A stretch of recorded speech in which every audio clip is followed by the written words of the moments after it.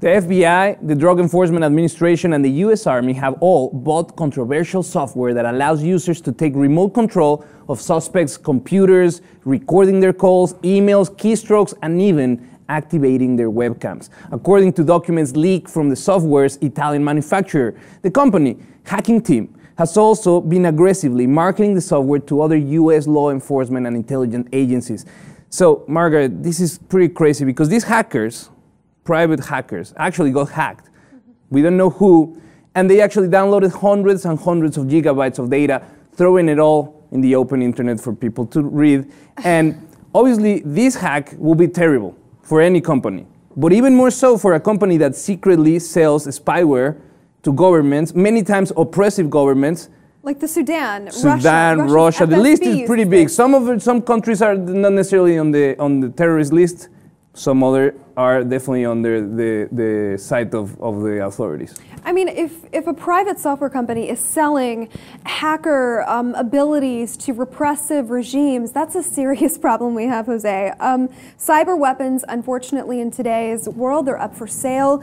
Our U.S. government is employing them. You mentioned that our U.S. Navy, other avenues, the DEA bought them. They didn't buy them, we bought them. We bought them and we're allowing them to spy on us. That's the reality. And unfortunately, they've probably been doing it for a very, very long time. If this is the status quo, here's my question. So Russia's FSB, for example, is using this hacker system, as is our DEA. This information, if we're storing it, are we sharing it as well? I mean, are we just keeping it for ourselves? How accessible is it?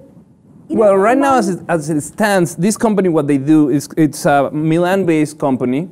What they do, they develop this tool where it's a very powerful surveillance spying tool. They sell it to governments, mainly to governments, regardless of if they are going to be using it against journalists, or they're going to be using it against activists, or they're going to be using it against regular citizens. The reality is that the ties that the company have to the US are what answers your question.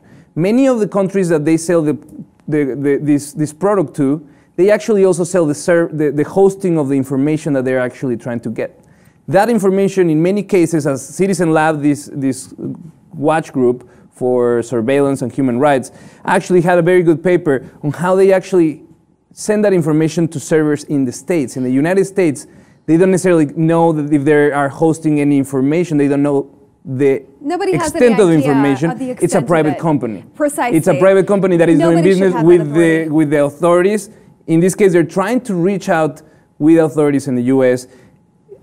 As it stands, this tool is legal in the United States, but it has to be approved by a judge to be used. But in other countries, they're not. There are cases like the DEA, they're trying to take it to Colombia because spying at that so intrusive way, it's easier to get done in Colombia than it is in the US. So the DEA is doing these purchases to take them into other countries to facilitate their job down there, which it's definitely sneaky and might put the US in a dicey situation if so, we're hosting this is incredibly information serious, from Saudi Arabia. This is not some Hamburglar joke situation that we have going on. This is a lawful interception tool that governments, both regimes and our own government alike, are using, and in ways that we don't know. So we've had a lot of surveillance issues and a lot of surveillance talk amid the NSA scandal that they're actually spying on us the entire time. But this takes it to a different realm because this is a private company selling this software, and it's a different ball game. They could be in big trouble. One of their clients is Sudan. They said in the past that they never ever done businesses with Sudan. The leak shows invoices to Sudan government. The reality is that Sudan is under a weapon embargo. So if the company is providing this type of weapon or intelligence weapons to Sudan, they will be in really, really big trouble. Just a quick list of the countries that are right now using this software: US, Italy, Spain, Singapore, Malaysia, Saudi Arabia, Mexico, Luxembourg, Egypt, Oman, Panama, Turkey, Nigeria, Ethiopia, Poland, Thailand, Denmark, Israel, among others. I mean, this is widespread. It's a major issue. One last point, the stonewalling that this company is doing, the UN has been investigating them for over a year. They've been able to successfully thwart any sort of inquiry into their business operations, whom they're doing business with, what they're doing exactly, and until there's some legislative body that has enough authority to say stop it, it doesn't look like there's going to be, since they're selling it to legitimate governments. We're not going to see an end to this. No, and sadly, it's very close to home too, because the leak offered information demonstrating that they had meetings with several district attorneys around the country, San Bernardino, California, New York, Maricopa, Arizona, multi-agency task force like the Metropolitan Bureau of Investigation in Florida and California's Regional Enforcement Center. They all had meetings.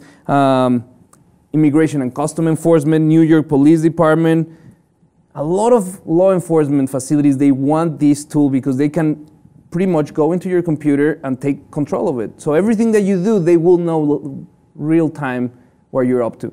It's very, very scary. Let us know how you feel, and please subscribe to the Lib TV.